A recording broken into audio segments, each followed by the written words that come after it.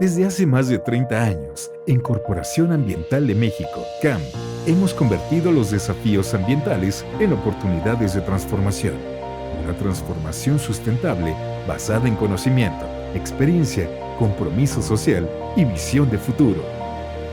Somos líderes en consultoría e ingeniería ambiental en México, acompañando a nuestros clientes en la gestión ambiental y de seguridad de sus proyectos y siendo especialistas en la remediación de sitios contaminados, análisis de suelo y agua subterránea, y en el diseño de soluciones sostenibles de alto impacto. Nuestro prestigio ha sido reconocido por instituciones gubernamentales, universidades y socios estratégicos internacionales como Arcadis y Veolia. Juntos, ampliamos capacidades para brindar soluciones integrales, innovadoras y responsables. Hemos ejecutado exitosamente más de 5,000 proyectos en toda la República Mexicana. Además, en Guatemala, Costa Rica, Colombia, Bolivia, Ecuador, Perú y Chile, colaborando desde hace 3 décadas con clientes de los sectores automotriz, farmacéutico, minero, energético, petroquímico, construcción, entre otros. Trabajamos bajo los más altos estándares de calidad en nuestros servicios al estar acreditados ante la Entidad Mexicana de Acreditación bajo las normas 17020 y 17025, además de estar aprobados por CONAGUA y Profepa y contar con autorizaciones de Semarnat y ASEA. Para tranquilidad de nuestros clientes, cumplimos con los requerimientos de diferentes plataformas de calificación de proveedores como Aquilis, IS Network, Alianza de Seguridad, Aveta, Nexus, Círculo de Proveedores, Bancodoc, entre otros. En CAM, trabajamos alineados con criterios ambientales, sociales y de gobernanza porque creemos que el verdadero desarrollo debe ser sostenible, justo y transparente. Cada acción, cada proyecto se ejecuta con ética, cumplimiento normativo y compromiso con la seguridad, pues comprendemos que son valores y principios que contribuyen a la continuidad en los negocios. Contamos con un equipo técnico y científico extraordinario que participa activamente en congresos, proyectos de investigación y foros internacionales, contribuyendo al progreso ambiental y tecnológico del país. Cada solución que diseñamos nace de una visión clara: proteger a las personas y al planeta preservando los recursos de hoy para las generaciones del mañana. Con oficinas en Monterrey, Ciudad de México, Tampico y San Luis Potosí, expandimos nuestra presencia para estar más cerca de los retos ambientales del país. Porque en CAM no solo ofrecemos servicios, construimos puentes entre la industria y la sustentabilidad, entre el presente que enfrentamos y el futuro que queremos. Buenos días a todos los asistentes a este nuestro cuarto webinar del 2025, un año muy especial para nosotros en Corporación Ambiental de México, ya que estamos celebrando nuestros 30 primeros años de servicio, de trabajo profesional y obteniendo resultados de la mano de nuestros clientes efectivamente y exitosamente. Muchas gracias por su asistencia, por tomarnos en cuenta en sus agendas para hacer de este un espacio enriquecedor para todos. Nos interesa mucho tener su retroalimentación, sus comentarios que expresen cualquier duda, cualquier pregunta, reitero, para enriquecer este tipo de foros y seguir nosotros entusiasmados de poder colaborar con ustedes, de poder compartir conocimiento, experiencia y el trabajo que hemos ejecutado en diferentes vertientes, con diferentes líneas de acción para nosotros en CAM. Y en particular, este cuarto webinar da secuencia al previo que fue en materia de remediación de sitios contaminados.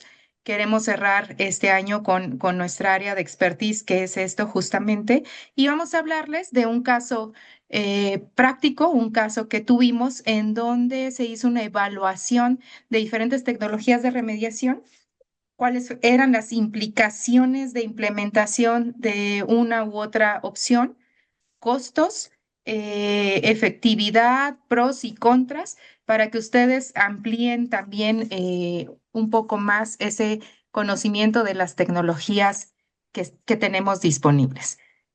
Por mi parte, les doy, reitero, la más cordial bienvenida y ahora les quiero leer la semblanza de nuestro director de operaciones, del ingeniero Hugo Mujica Sánchez, que afortunadamente es quien está con nosotros acompañándonos para dar este cuarto webinar. Hugo es ingeniero geólogo egresado de la Facultad de Ingeniería de la UNAM, ya con más de 30 años de experiencia profesional. Colaboró inicialmente en SGS de México, ocupando diversas posiciones operativas, gerenciales y directivas dentro del área de servicios de la industria minera. Y desde 2007 se incorpora a Corporación Ambiental de México como director de investigación de sitios contaminados e hidrogeología. Es el responsable del diseño e implementación justamente de las estrategias de atención y seguimiento a la caracterización y restauración de sitios contaminados. Hablamos tanto de suelo como de agua subterránea, identificados en diferentes zonas del país para diferentes clientes nacionales o internacionales en prácticamente todos los sectores, específicamente el de energía, químico, manufactura, automotriz, farmacéutico y el sector minero. El ingeniero Hugo Mujica Sánchez ha desarrollado durante su ejercicio profesional un profundo conocimiento de la situación de los sitios contaminados en México y los desafíos que representan su caracterización y restauración, lo que le ha facilitado brindar servicios y soluciones técnicas de alto valor a nuestros clientes con grandes proyectos estratégicos en los diferentes centros industriales del país, entregando en todos los casos y con un historial demostrable proyectos que cumplen con la regulación y normativa aplicable y vigente, sin incidentes de seguridad e higiene, de acuerdo al presupuesto y conforme al programa establecido, lo que ha permitido contar con una excelente reputación en este mercado nacional ambiental. Muchas gracias, Hugo, y yo te cedo la palabra. Gracias, Aide. Buenos días a todos. Agradezco su tiempo, su disponibilidad y su atención y interés por participar en este tipo de eventos que realizamos en Corporación Ambiental de México. Voy a compartir mi pantalla para dar inicio a la presentación. ¿Me indican, por favor, si la pueden ver? Sí, es listo. Gracias.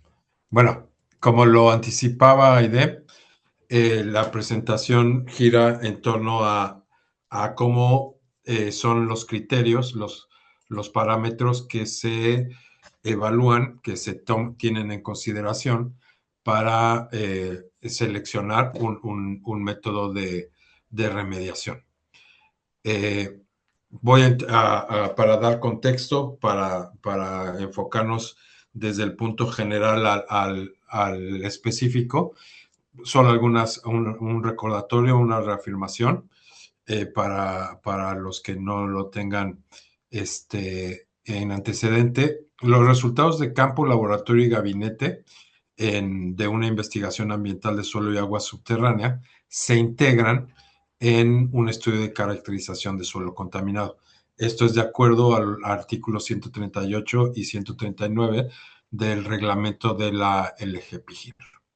Entonces, sabemos que el detalle y la inversión que se hace en un estudio de caracterización es fundamental, una caracterización completa, integral, que nos provea de toda la información. El núcleo de un estudio de caracterización, ustedes saben, son los muestreos, que puede ser exploratorio, que da paso al detalle y, si es necesario, un muestreo de delineación. ¿Cuál es la intención del muestreo? Es el de generar evidencia objetiva de las condiciones en el suelo y en el agua subterránea de un sitio en particular. En la caracterización se obtienen muestras con equipo de perforación, se generan núcleos de suelo que nos permite evaluar las características del suelo, el tipo de suelo, textura, si está húmedo, evidencias de impacto, vapores orgánicos, todas las características del suelo. Eso es el núcleo de un estudio de caracterización. El estudio de caracterización, su entregable, es que nos ayuda a determinar la ampliación, qué tanto se extiende, qué tanto se amplía la pluma contaminante. La pluma contaminante en la jerga de la industria es estas líneas de isoconcentraciones que marcan partes de la superficie y a profundidad que tienen la misma concentración. Entonces, el estudio de caracterización, su parte fundamental es la ampliación, la verificación de la extensión horizontal de la pluma contaminante y también la extensión vertical. El estudio de caracterización completo, integral, lo que busca es darnos un volumen de suelo contaminado. Entonces, aquí es un ejemplo ilustrativo de una sección litológica real en el que el contorno en azul o medio violáceo es la contaminación, la pluma contaminante, la secuencia estratigráfica litológica atravesada y registrada mediante los registros litológicos, la profundidad, por ejemplo, aquí lo máximo fue 1,5 metros, la profundidad de perforación lo máximo fue 4,5 metros, los puntos aquí marcan los intervalos en donde se colectaron las muestras y lo que nos permitió ir cerrando. Entonces, tenemos que es la ampliación horizontal de la pluma contaminante y la extensión vertical de la contaminación que nos da un volumen. Eso es el entregable final de un estudio de caracterización. Una vez que el estudio de caracterización está compilado, que ya tenemos toda la información del sitio, el siguiente paso es elaborar una propuesta de remediación para el suelo contaminado. Esto también en función y en cumplimiento con el artículo 143 del reglamento de la LGPGIR. Muy bien. Pero entonces, como su nombre lo indica, la propuesta de remediación es qué vamos a proponer, cómo vamos a proponer que se haga la remediación del sitio. Y es aquí donde vamos a comenzar con los factores que influyen en la selección del método de remediación. ¿Qué es la mejor propuesta? ¿Qué es el mejor método para remediar de manera efectiva, de acuerdo a los tiempos propuestos por el cliente y de acuerdo a su presupuesto y a la finalidad, al uso futuro del sitio? Entonces, el primer factor que hay que considerar para seleccionar el método de remediación más adecuado es el tipo de contaminante, de qué contaminación en el suelo estamos hablando. Si es por hidrocarburos, si es por metales, si es por compuestos orgánicos, volátiles, semivolátiles, si es otro contaminante, si son pesticidas, o bien bifenilos policlorados, ¿no? Todos los tipos de contaminantes, y que aquí yo solamente enlisté los que están regulados en México, los que están normados en México, los que usualmente se incluyen, que son los compuestos orgánicos semivolátiles, y los que llegamos a encontrar por las subestaciones eléctricas y los cuartos de control, y alguna vez pesticidas en áreas agrícolas, de actividad agrícola, o bien instalaciones que fabricaban este tipo de productos y que de una u otra forma se encontraban en su sitio, ¿no? Entonces, el tipo de contaminante es uno de los principales factores en los que hay que considerar para seleccionar el método de remediación. El otro factor para la selección del método más adecuado es la distribución y volumen de la pluma contaminante. No es lo mismo, no tiene el mismo peso y el mismo factor de decisión una remediación que se va a hacer en un derrame por una emergencia ambiental, por la volcadura de un carro tanque o de un vehículo, o un lugar en donde sabemos la fuente de la contaminación y tenemos perfectamente delimitado el sitio y el volumen no es tan grande, o si al contrario, la contaminación es más profunda, es más extensa, se tienen instalaciones activas, o que es a gran escala, como en este caso que fue un tanque de combustible pues abandonado pero no vaciado y que dejaron la válvula abierta para que con toda intención se vaciara derramando. ¿Sí? Ok, continuamos. O Esos son los factores. ¿Qué tan grande es la pluma? La profundidad, la extensión horizontal y vertical es también un factor decisivo. No es lo mismo una contaminación somera a una contaminación más extensa y mucho más profunda. Entonces, el siguiente factor, el criterio para la toma de decisiones es los tratamientos disponibles en México para el suelo contaminado. Aquí hay una infinidad de métodos, de tratamientos para remediar el suelo contaminado en México y en el mundo. Aquí yo les voy a decir, les voy a mencionar los métodos que nosotros en Corporación Ambiental de México tenemos autorizados por la Semarnat y por la SEA para el tratamiento de suelo contaminado, que en términos prácticos es la autorización para remediación de sitios contaminados. Pegado, no hay una autorización per se o específica identificada en las autorizaciones para que el método sea la excavación, remoción y transporte fuera del sitio para la disposición del residuo peligroso. No van a encontrar en México una autorización de Semarnat o ASEA que diga el método que están autorizados para remediar el sitio o tratarlo con excavación, transporte y disposición, pero la autorización de la empresa para cualquier otro método se requiere para este método. La inyección de aire y extracción de vapores es un método in situ. Está disponible aquí. Y las biopilas también es in situ. La diferencia es que en la inyección, extracción de vapores, es in situ, pero no se remueve nada del suelo. Todo es a partir de pozos de inyección y de extracción y de monitoreo. Aquí en las biopilas, que también es in situ, es las pilas de suelo contaminado, suelo impactado, se distribuyen a un costado del sitio, se excavan, se disponen, se están manipulando, se está maniobrando para aerearlas e irles agregando los aditivos surfactantes para disminuir o controlar las concentraciones.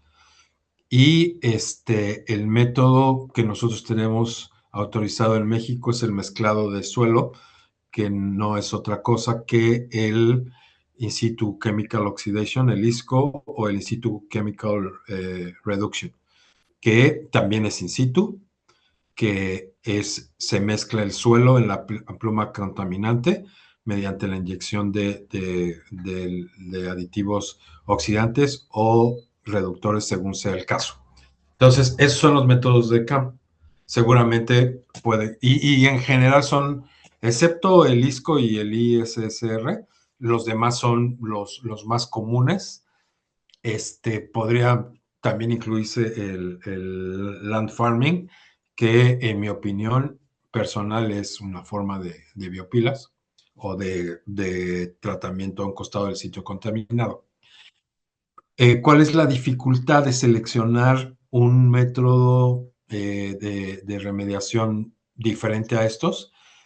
Que debemos de contar con la autorización, ya sea de la Semarnat o de la SEA, para la implementación de cualquier método que me digan, por ignición controlada, cualquier otro que que se requiera. El proceso es más largo, es proponer el protocolo, ingresarlo a la Semarnat, demostrarlo a través de una prueba piloto, se verifican los resultados y una vez que tenemos toda esa cadena, se obtiene la autorización. Entonces, eso también lo incluimos en los factores que deben considerarse, porque aparte de estos que les mencioné, en los que nosotros estamos acreditados, o cualquier otro que pudiera ver que alguien más esté acreditado, por ejemplo, el confinamiento en el sitio que se usa en las minas, en las presas, cualquier otro necesita una autorización específica o un protocolo diferente para que pueda ser aceptado, y eso es una de las acotaciones para la selección del método de remediación. Muy bien, entonces, ¿qué se debe tener en consideración también para escoger qué es lo que mejor se adecua? Pues el medio físico. No por nada, en el estudio de caracterización hay un apartado muy importante de descripción del medio físico, porque en muchos casos es determinante para la selección del método de remediación. El clima, no es lo mismo un lugar seco que en un lugar donde llueve mucho. La vegetación, un lugar desértico, un lugar con riqueza en la vegetación, en la fauna. El relieve, la topografía, si estás en un valle que el suelo es arcilloso, tienes espesores muy potentes que te permite hacer la evaluación, o en lugares que están a pie de cerros o montañas que la roca está aflorando de manera somera, y también tener en consideración el tipo de actividad que se lleva a cabo en el lugar en donde se hizo la caracterización y se está evaluando cuál será la propuesta de remediación. Dentro del medio físico también se deben considerar, entre muchas otras cosas, yo nada más les hablo de los aspectos más importantes, más relevantes: el tipo de suelo, la geología, la litología, las rocas, la hidrología, el agua superficial y el agua subterránea, en diferentes grados o niveles de investigación, tan somera o tan profunda, como todos los factores que ya les comenté tengan la influencia, el tipo de contaminante, la actividad que se hace ahí, la extensión de la pluma. Ahora, todo va ligado, todo tiene que ser concurrente para ir enfocándonos y cerrando la visión respecto al método de remediación más adecuado. Entonces, muy, muy importante el tipo de suelo en donde se encuentra la pluma contaminante, la roca encajonante, perdón, el suelo huésped, o la matriz huésped de retensora de la contaminación. Entonces, es bien importante tener en cuenta si en los intervalos que estamos viendo tenemos material arcilloso compuesto por material arenoso, o una mezcla de ambos.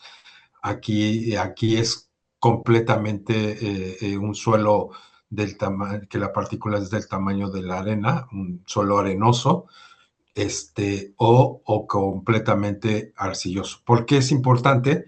Porque el tamaño de la partícula del suelo, la granulometría, va a ser un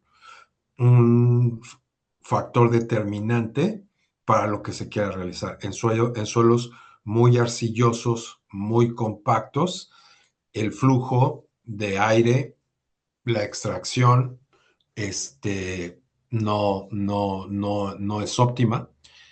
Sin embargo, en un suelo arcilloso muy compacto y todo, también puede ser una barrera natural para evitar la migración del contaminante. La arena es una autopista, es muy permeable, muy porosa, muy filtrante. Entonces los fluidos migran con mucha facilidad.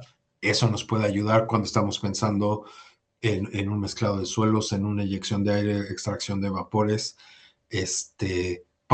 incluso para la excavación, el transporte y la disposición fuera del sitio.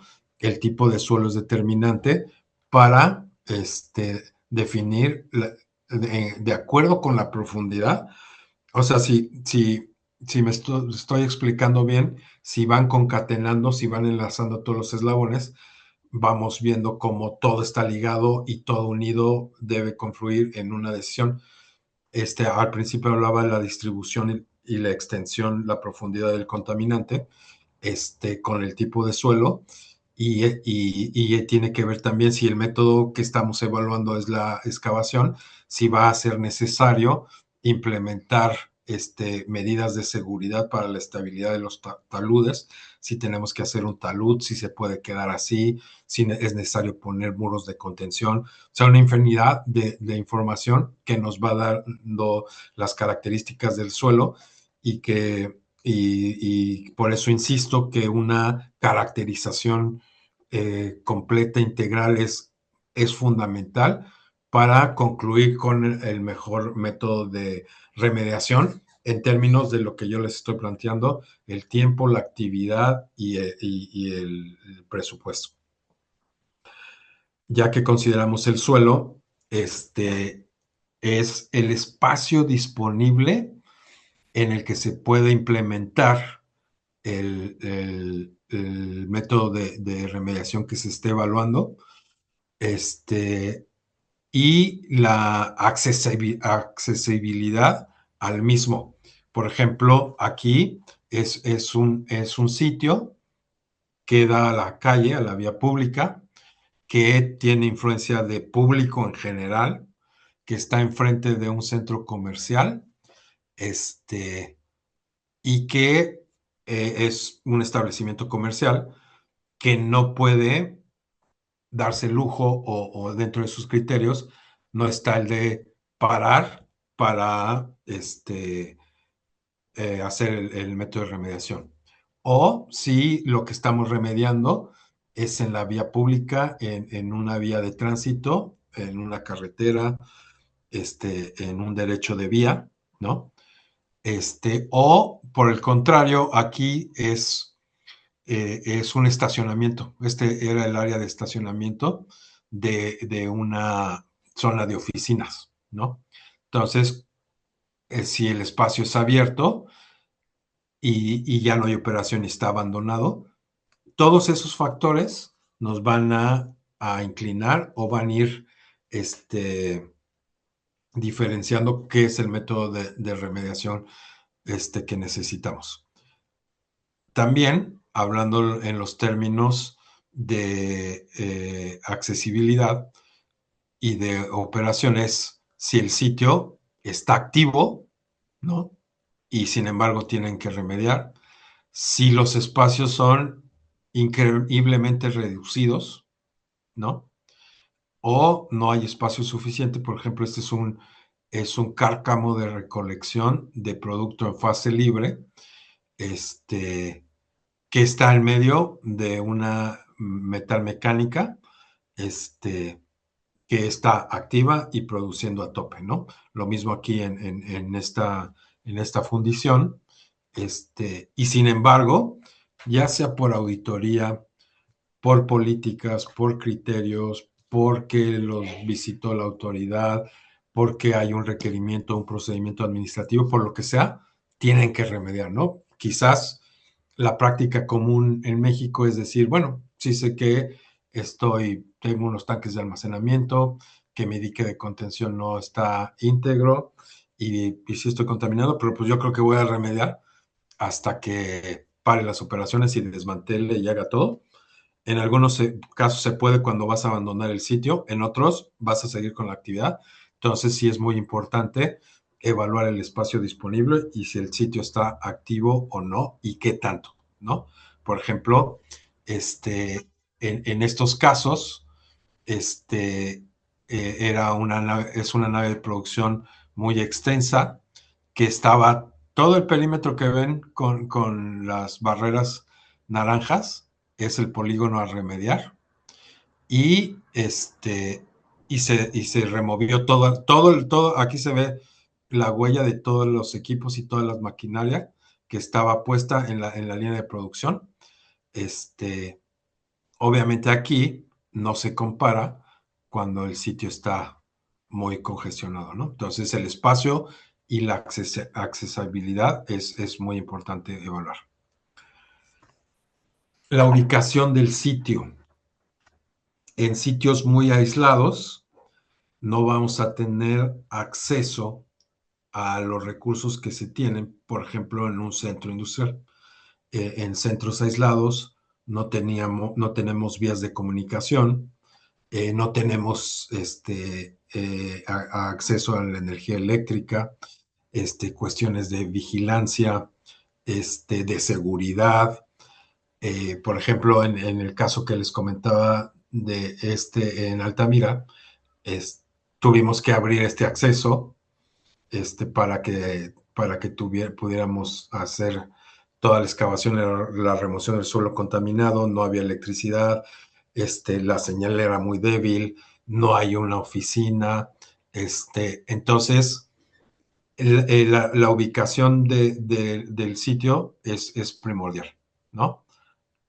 Y contrario, en lugares en donde se tienen todos los servicios, todas las vías de acceso,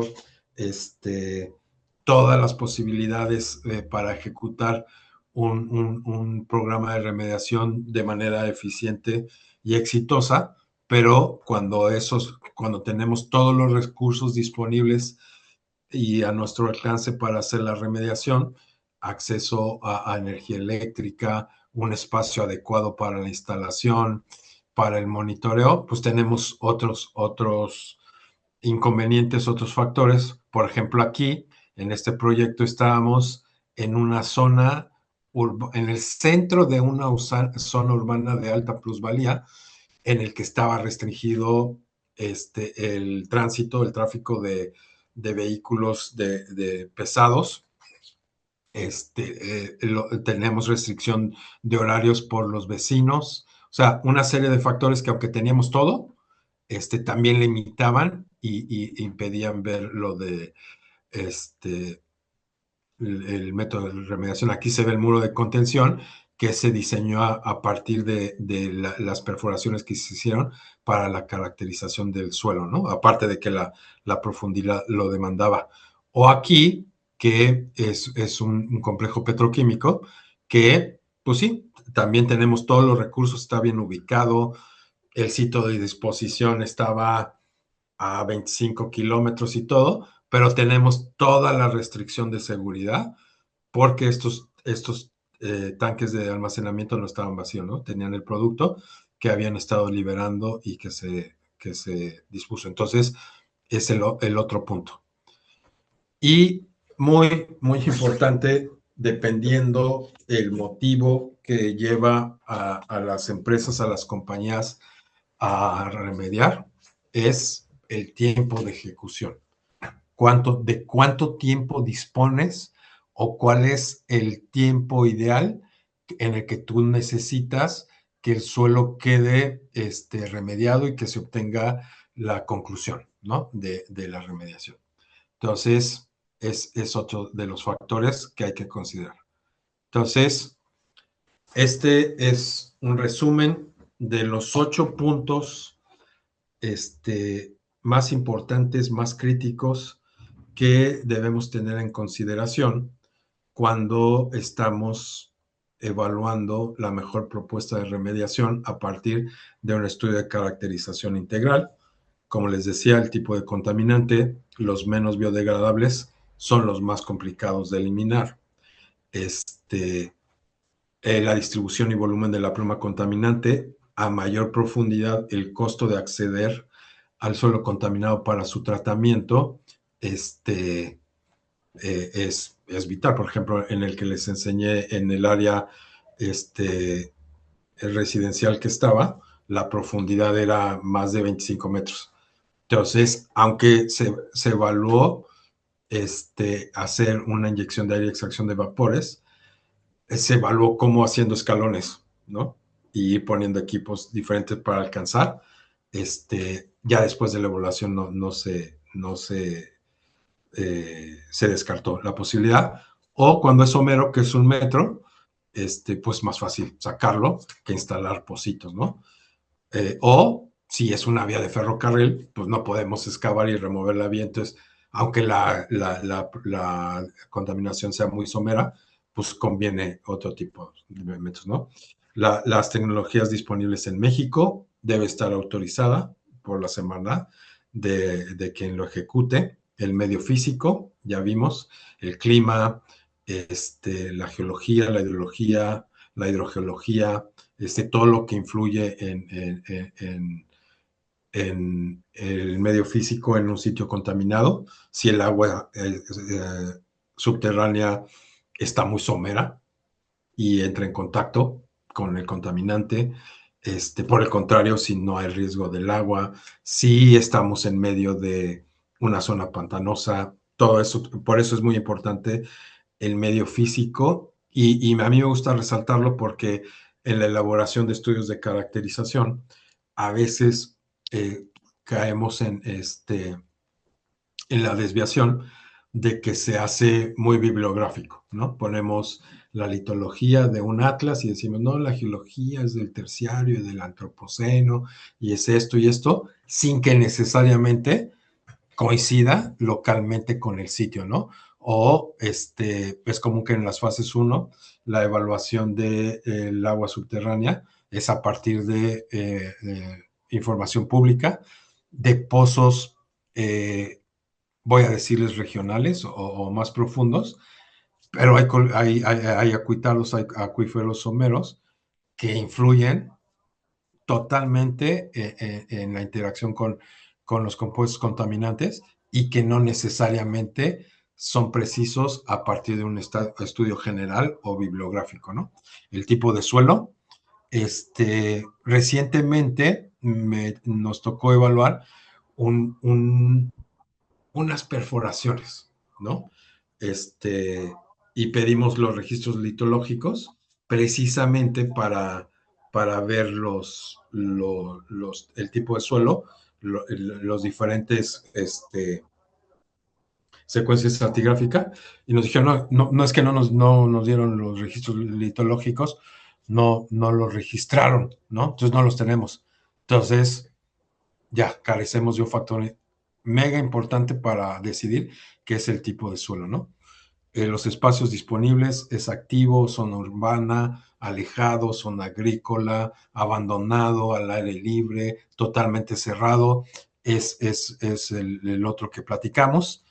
El acceso a la infraestructura, energía, vías de comunicación, hospedaje, todo eso es importante porque impacta en el tiempo y en el dinero. No es lo mismo estar en un campo fotovoltaico en el desierto de Sonora, que se tiene que poner un campamento, llevar agua, o sea, todo te impacta el costo, ¿no? Y por último, el tiempo que se va a llevar la remediación. Los tiempos cortos y ajustados eliminan alternativas más económicas. Con esto lo que queremos decir es, si lo quieres hacer rápido,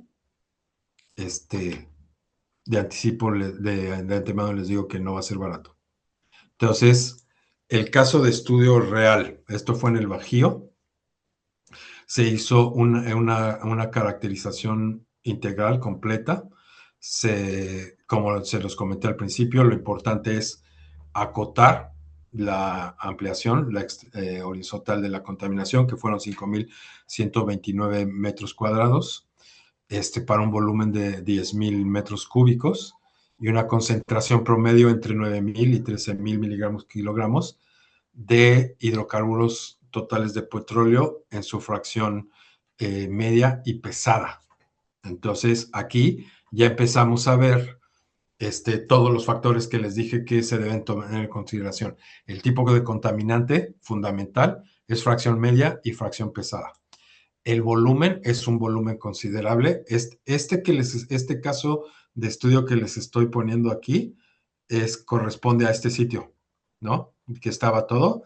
Y la perforación en la caracterización es este sitio, ¿no? Vean cómo estaba todo activo, se vació para la remediación y y esto es lo que teníamos, ¿no? No es tan somero, no es tan profundo, perdón, les enseñé la sección litológica, no va más allá de 2 metros, y el tipo de suelo, la litología son unidades estratigráficas que van de arena gravosa, y le subyace una secuencia arcillosa muy compacta, ¿no? Entonces, igual, volvemos a concatenar ya sabemos el tipo de contaminante, sabemos que es un espacio cerrado, pero con el espacio suficiente para las maniobras. Está en un parque industrial, en una ciudad muy importante del Bajío. Entonces tenemos las vías de comunicación, tenemos acceso a la energía, tenemos acceso a todos los apoyos que se requieren para la remediación, tenemos sitios de disposición cercanos, ¿no? Y la litología es arena gravosa, que es muy buena para inyección, extracción de vapores, pero ahí se contrapone el tipo de contaminante.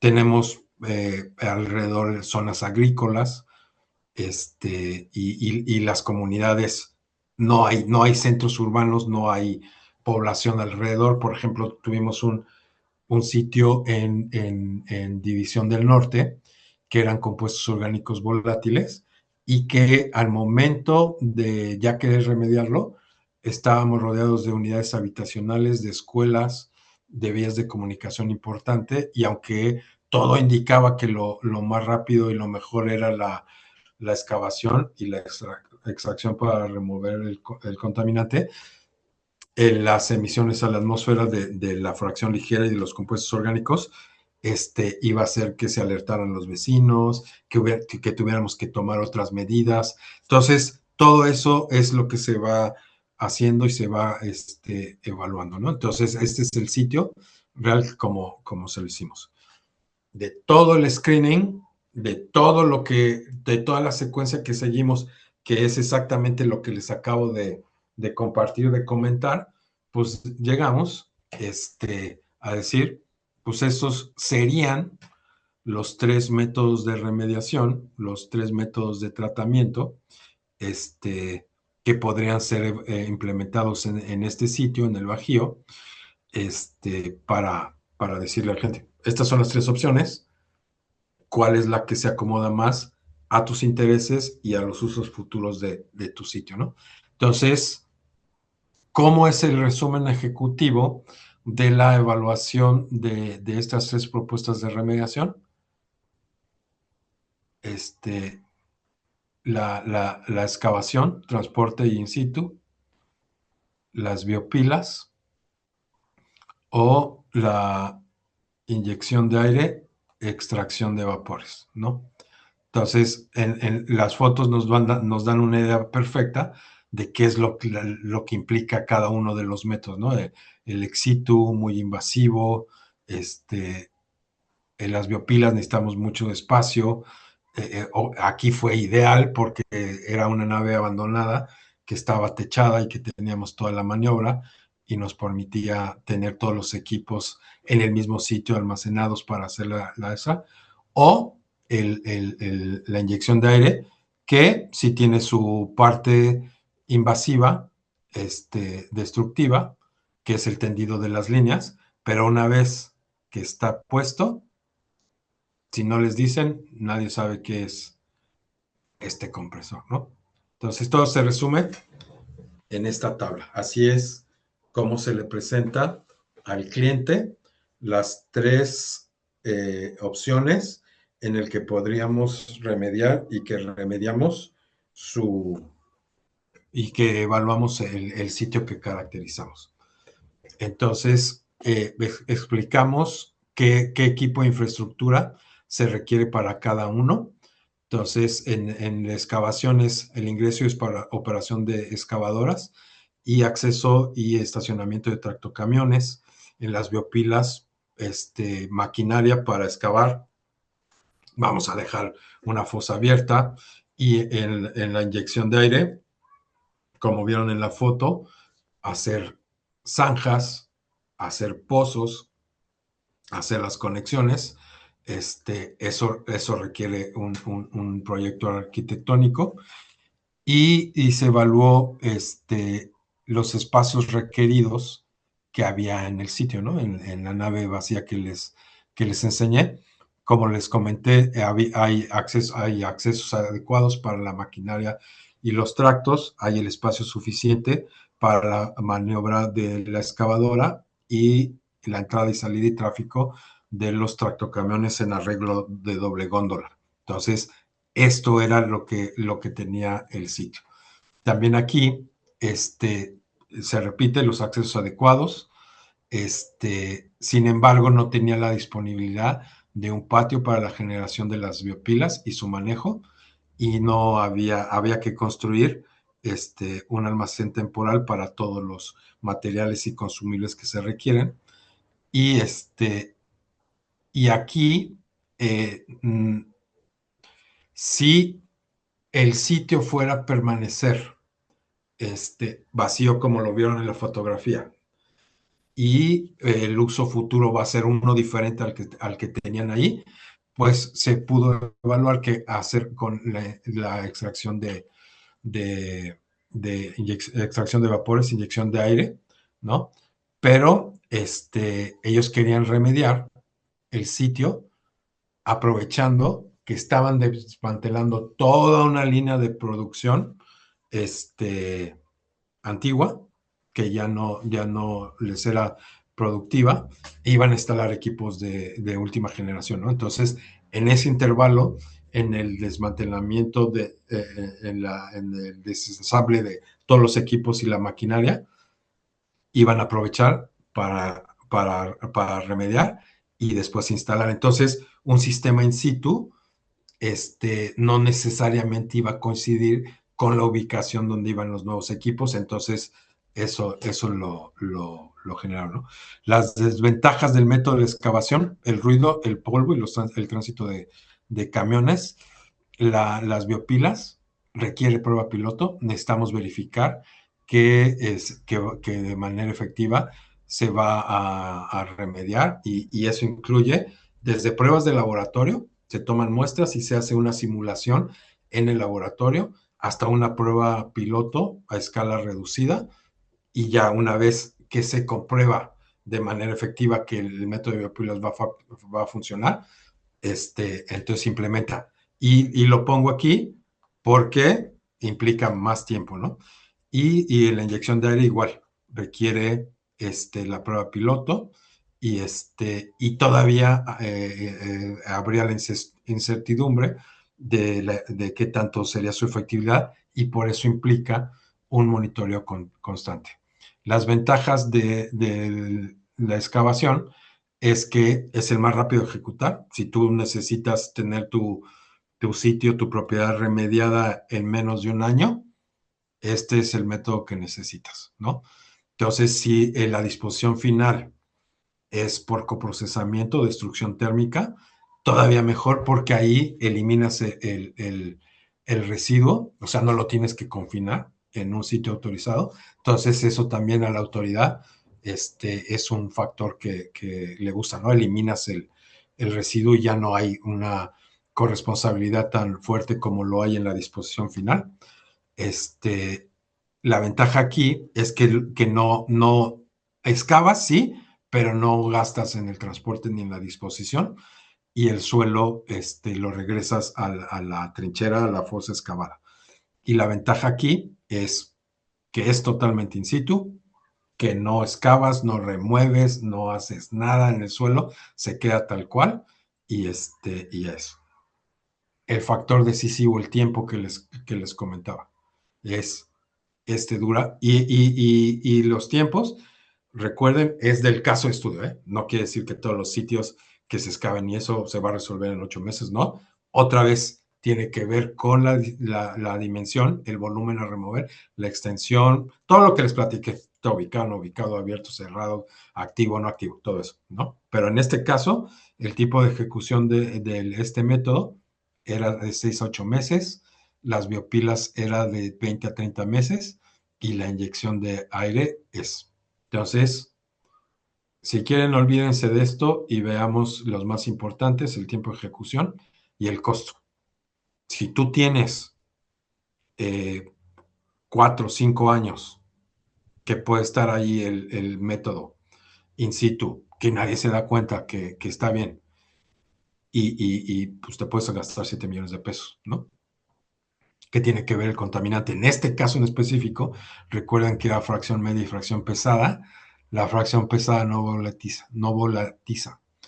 Y la fracción media, a veces sí, a veces no, y tiene que ver mucho con el tipo de suelo. Si es arenoso, pues puede que sí remuevas masa contaminante en la fracción media, pero no tanto. Por eso es que las posibilidades de efectividad están aquí. Así, y las más altas son estas, porque te llevas todo, lo destruyes térmicamente y ya. ¿Cuál es? Te tardas menos tiempo, pero es el más caro, ¿no? Esto, muchas gracias. Adelante, por favor. Bueno, le empiezo a leer las preguntas del chat.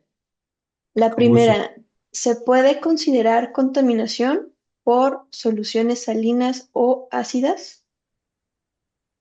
La respuesta es sí. No está regulado, pero modifica el entorno. Es la liberación de una sustancia potencialmente eh, eh, que puede potencialmente afectar el entorno, el suelo o el agua subterránea. Un ejemplo muy claro es en las zonas de explotación de, de domos salinos, de donde se obtiene la salmuera para la sal.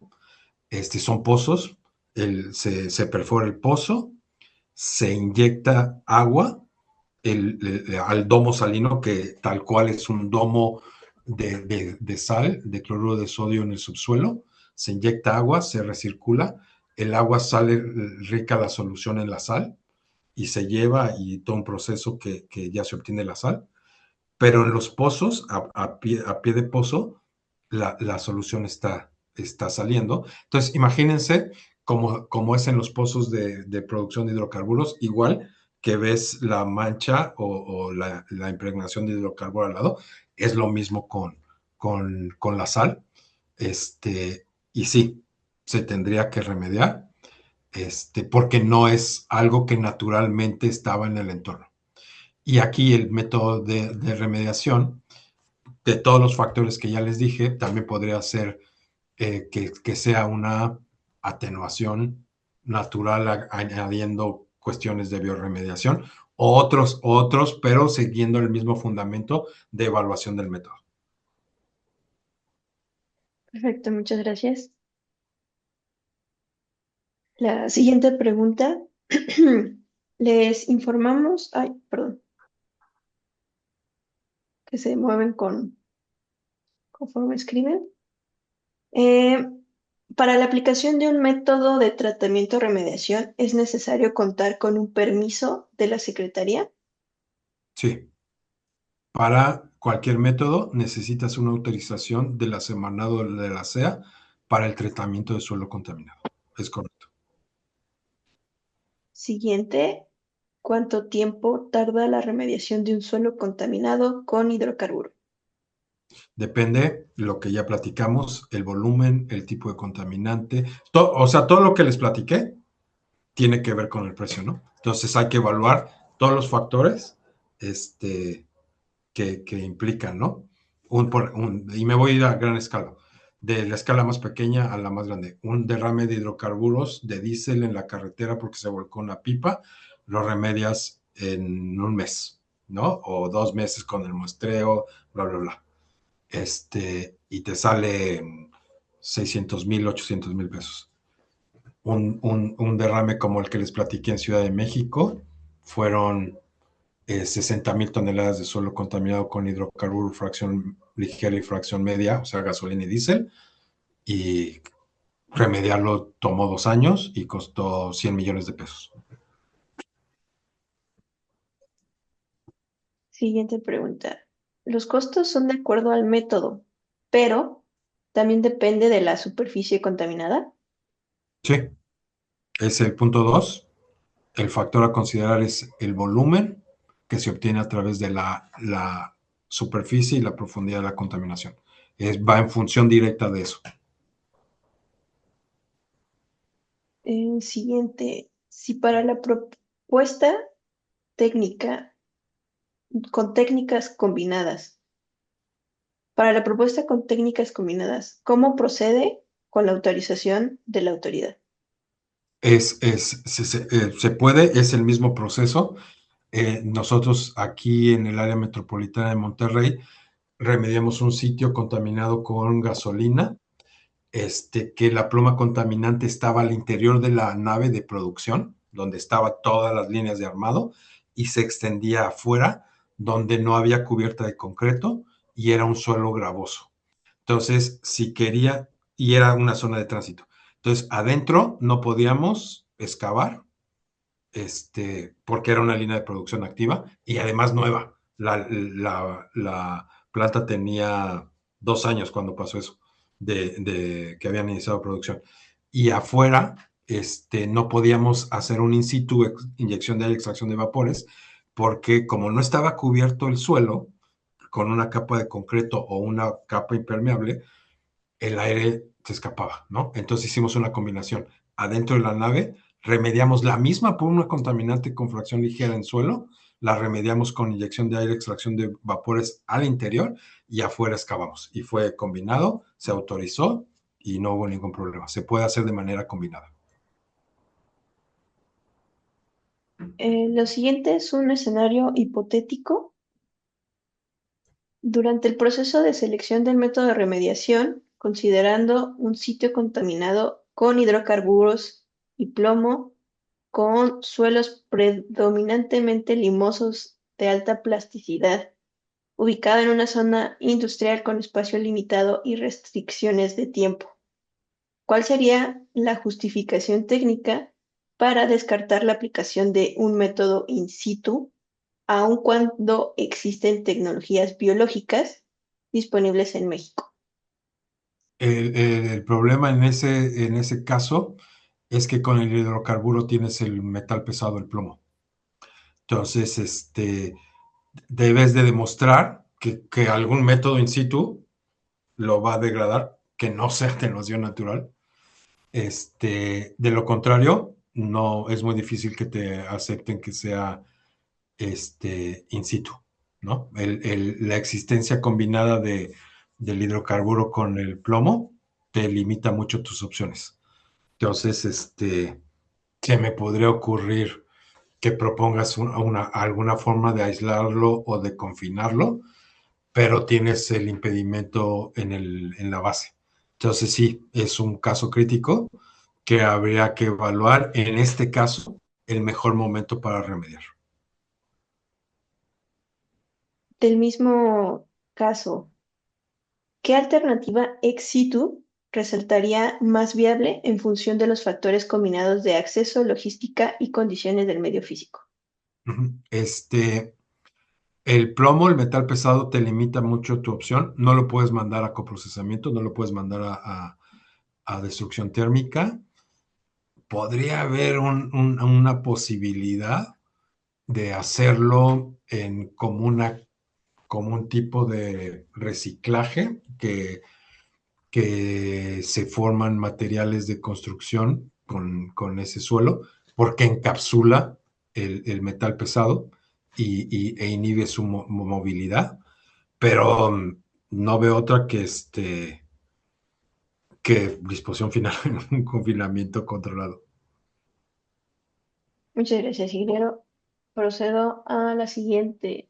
¿Puede haber un tipo de contaminante por la descarga de agua de rechazo del sistema de aire acondicionado de Chiller en áreas verdes? Sí, aquí lo importante es, fíjate que aquí lo más preocupante podría ser las PFAS, ¿no? Las perfluoroalquiladas. Pero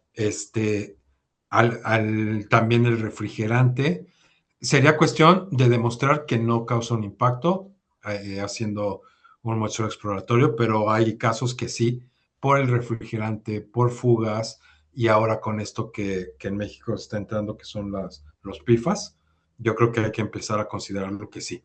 Un muestreo exploratorio te da la pauta para saber si tienes que avanzar o no hacia una remediación. Siguiente. La autorización de la Profepa es para laboratorios acreditados. La autorización de la Semarnat es para el responsable técnico. ¿Es correcto? Es correcto. Eso no inhibe que en algún momento un laboratorio podría ser el responsable técnico, ¿no? Por ejemplo, Corporación Ambiental de México, no es un laboratorio y estamos acreditados y aprobados para el muestreo de suelo contaminado con hidrocarburos y metales. Entonces, podrían pensar, ¿por qué un responsable técnico está acreditado para el muestreo si también si nada más los laboratorios están acreditados para mostrar? No. Y se puede dar a la inversa. Ahorita no se ha dado el caso que un laboratorio funja como responsable técnico por no estar autorizado, y normalmente las empresas proveedoras autorizadas somos proveedores de los laboratorios, ¿no? Para remediaciones. Siguiente. Todas las remediaciones de contaminación de suelos deben gestionarse a nivel federal, o existe alguna regulación que, dependiendo del tipo de contaminación, permita determinar si el trámite puede realizarse únicamente a nivel estatal. Es federal porque un suelo contaminado es un residuo peligroso.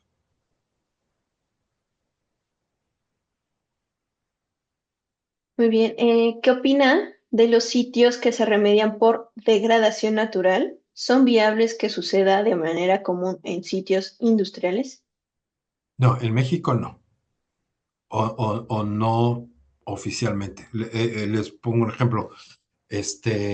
No se puede remediar por lo que quieran, como el caso que nos dijeron ahorita de un espacio muy confinado con hidrocarburos y metales, ¿no? Pueden decir, no, pues que se degrade, que actúe el medio ambiente y sea atenuación natural, ¿no? Pues sí lo puedes hacer, pero eso no lo va a autorizar la Semarnat, porque en nuestra regulación y en nuestra normatividad no está tipificado la atenuación natural, ¿no? Aquí, es tema de una conversación, hasta de una presentación de la atenuación natural en Estados Unidos, en Norteamérica, la atenuación natural o degradación natural o degradación es un método de remediación, ¿no? Aquí hay algo que le tenemos que añadir, que es en donde cambia todo, es atenuación natural monitoreada. O sea, primero tienes que hacer una evaluación, un estudio de evaluación de riesgo ambiental a la salud humana y al ecosistema para demostrar que no existe un riesgo a la salud humana y al ecosistema de la presencia del contaminante ahí. Eso es lo primero que tienes que hacer. Entonces, ya que tú demuestras a través de un estudio de riesgo que no existe peligro, que no hay riesgo de que la contaminación esté ahí, tienes que hacer una prueba piloto de laboratorio en el que determines cómo sería la atenuación natural y hagas un modelo de en cuánto tiempo estimas que la naturaleza va a actuar. Vamos a decir 25 años, 30 años, o sea, en 25 años sin hacer nada, las concentraciones van a bajar. Ok, ya hiciste tu estudio de riesgo, no existe peligro, ya hiciste una modelación matemática del comportamiento del contaminante, se va a degradar de acuerdo con el laboratorio en 25 años. No hay agua subterránea, no hay corrientes de agua, el suelo es impermeable, o sea, es arcilloso, ok, tienes que ir a monitorear 4 veces al año, 2 veces al año, una vez al año, y ir y monitorear y comprobar que hay una disminución natural de las concentraciones. Esa es la diferencia. Cuando tú piensas en la degradación natural de los sitios, en la degradación natural, para muchas empresas, para las autoridades, este, cuando escuchan la atenuación natural, biodegradación natural, ellos inmediatamente lo interpretan en no quiere remediar, ¿no? Por eso es que no es una práctica tan aceptada en México, pero puede funcionar si lo hacemos con el riesgo, si lo estamos monitoreando y si a través del tiempo va demostrando que sí, que las bacterias, que todo lo que actúa naturalmente en el sistema, sí lo está biodegradando. Yo creo que el camino es hacer una prueba piloto en el que se le demuestre que si no es suficiente con la bibliografía, sí con un caso práctico y decir, mira, aquí yo empecé, hice esto, lo monitoreé, dije que en 25 años ya se iban a haber concentraciones abajo de los límites máximos y sí, estoy en el año 12 y ya disminuyeron al 50%. Es como el bioventeo, que el bioventeo es eso, pero acelerado añadiéndole el aire, ¿no? El oxígeno. Acá es lo mismo, ¿no? Pero tema muy interesantes. Muy bien, dos preguntas más. Los, los PFAS, con cuál norm está regulada o dónde podemos ver más información del cumplimiento? Tenemos un webinar y tenemos unos videos en que nosotros hemos dado temas diferentes a los PFAS, desde las técnicas de muestreo, de la conceptualización de qué son los PFAS. Si no me equivoco, hasta tenemos casos reales, casos de estudios reales que hemos hecho en México referentes a los PFAS. En nuestra página web están los webinars, están las presentaciones y están las conferencias de PFAS y en respuesta rápida no están regulados en México. Muy bien, No hay, última pregunta. ¿Perdón? no hay una norma oficial mexicana Ok. de PFAS. Para lo que menciona de la atenuación, si bien no hay un tiempo establecido, me parece para llevar a cabo la remediación, eso no va en contra de las acciones de remediación. No, puedes decir, no puedo instalar todo un sistema de inyección de aire o no puedo extraer los vapores, pero sí puedo poner alguna barrera que inhiba el paso del contaminante, otro tipo de acciones, es dejar el área verde, no voy a construir nada encima de él. O sea, no, puede haber alternativas que pueden coadyuvar a la atenuación natural. Perfecto, muchas gracias, ingeniero, por responder a Ahora, todas las preguntas y a todos aquellos que hicieron un poquito más interactiva esta parte de las preguntas. Procedemos entonces a terminar con esta sesión. Em, Te creo que interrumpa, todavía hay hay una última alguien, sí, pregunta. sí es lo que estoy leyendo. Adelante, por favor.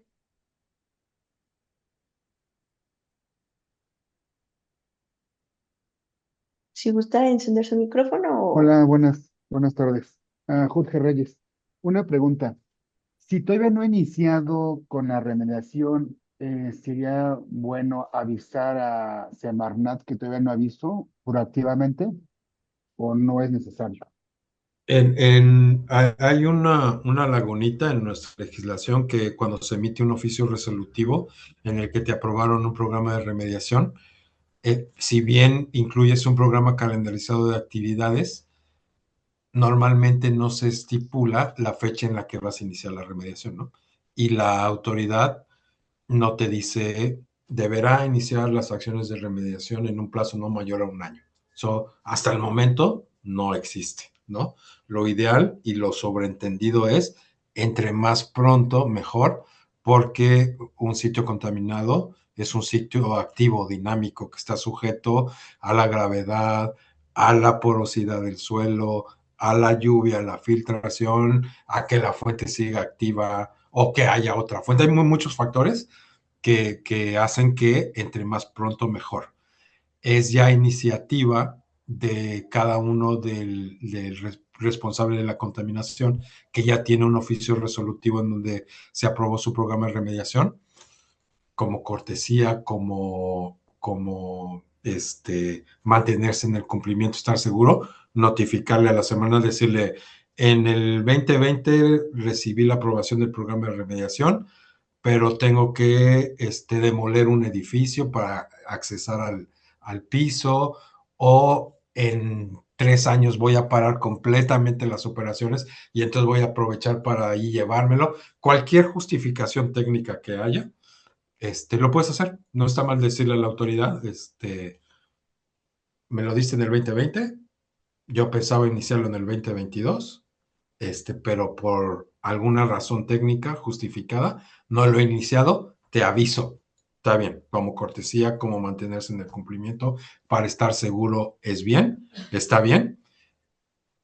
Y así te ahorras ahorita, en este año por lo menos, hay una iniciativa de la autoridad de estar mandando exhortos por escrito a los responsables de la contaminación que tienen abiertos programas de remediación o que no los han concluido, exhortándolos a que se regularicen, ¿no? Entonces, para evitar eso, pues sí, podría funcionarte hacer una notificación de cortesía o de aviso nada más, ¿no? A la autoridad, pero, insisto, no estás necesariamente obligado.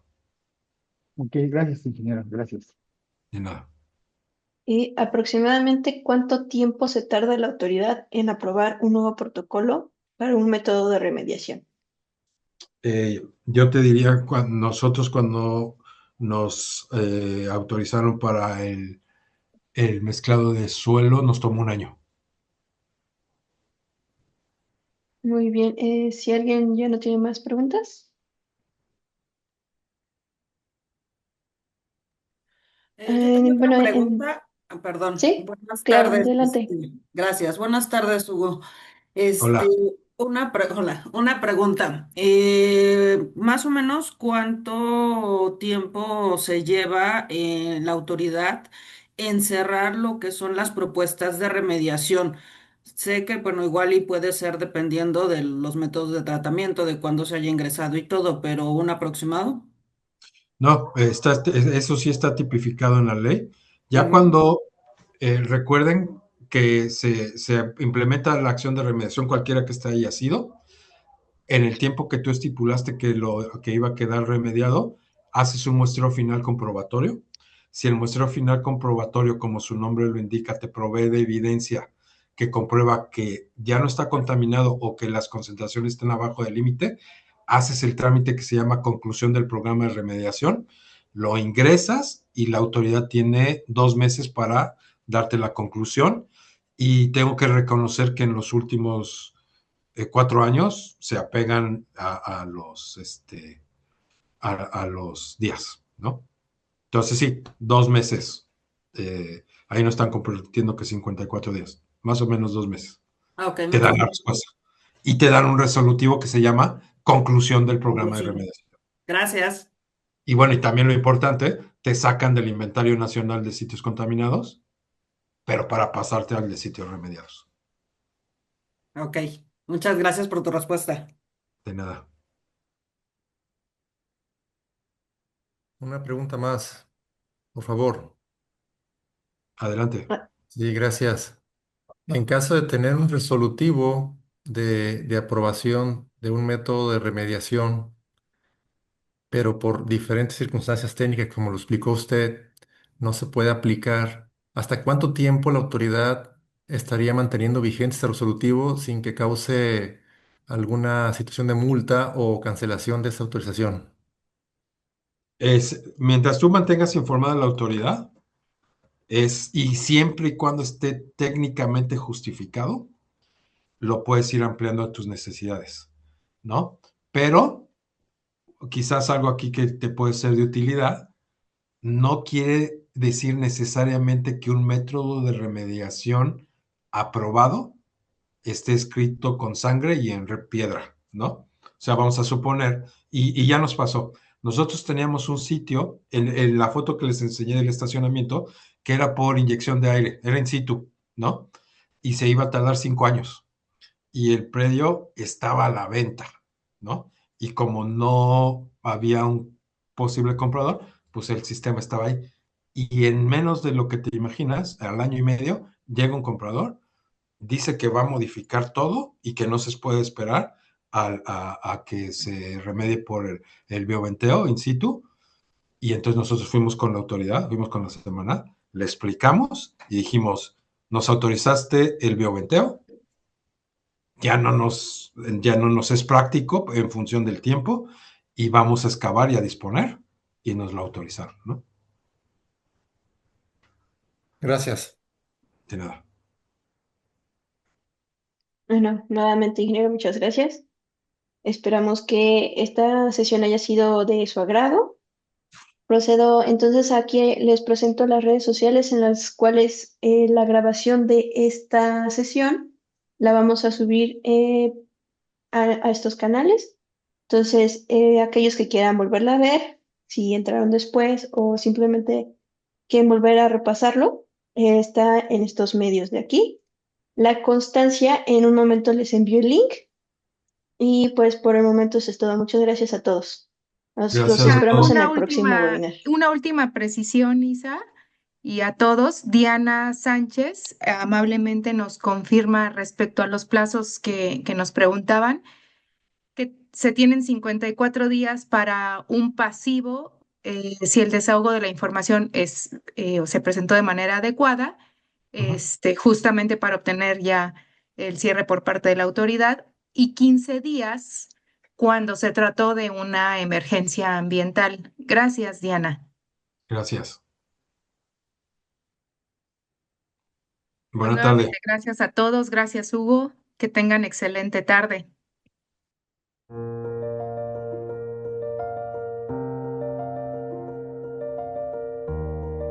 Desde hace más de 30 años, en Corporación Ambiental de México, CAM, hemos convertido los desafíos ambientales en oportunidades de transformación.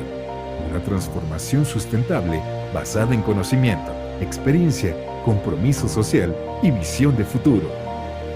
Somos líderes en consultoría e ingeniería ambiental en México, acompañando a nuestros clientes en la gestión ambiental y de seguridad de sus proyectos y siendo especialistas en la remediación de sitios contaminados, análisis de suelo y agua subterránea, y en el diseño de soluciones sostenibles de alto impacto.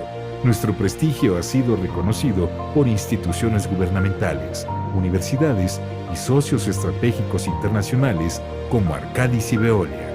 Juntos, ampliamos capacidades para brindar soluciones integrales, innovadoras y responsables. Hemos ejecutado exitosamente más de 5,000 proyectos en toda la República Mexicana. Además, en Guatemala, Costa Rica, Colombia, Bolivia, Ecuador, Perú y Chile, colaborando desde hace 3 décadas con clientes de los sectores automotriz, farmacéutico, minero, energético, petroquímico, construcción, entre otros. Trabajamos bajo los más altos estándares de calidad en nuestros servicios al estar acreditados ante la entidad mexicana de acreditación bajo las normas 17020 y 17025, además de estar aprobados por CONAGUA y Profepa y contar con autorizaciones de Semarnat y ASEA. Para tranquilidad de nuestros clientes, cumplimos con los requerimientos de diferentes plataformas de calificación de proveedores como Aquilis, IS Network, Alianza de Seguridad, Aveta, Nexus, Círculo de Proveedores, Bancodoc, entre otros. En CAM, trabajamos alineados con criterios ambientales, sociales y de gobernanza porque creemos que el verdadero desarrollo debe ser sostenible, justo y transparente. Cada acción, cada proyecto se ejecuta con ética, cumplimiento normativo y compromiso con la seguridad, pues comprendemos que son valores y principios que contribuyen a la continuidad en los negocios. Contamos con un equipo técnico y científico extraordinario que participa activamente en congresos, proyectos de investigación y foros internacionales, contribuyendo al progreso ambiental y tecnológico del país. Cada solución que diseñamos nace de una visión clara: proteger a las personas y al planeta preservando los recursos de hoy para las generaciones del mañana. Con oficinas en Monterrey, Ciudad de México, Tampico y San Luis Potosí, expandimos nuestra presencia para estar más cerca de los retos ambientales del país. Porque en CAM no solo ofrecemos servicios, construimos puentes entre la industria y la sustentabilidad, entre el presente que enfrentamos y el futuro que queremos.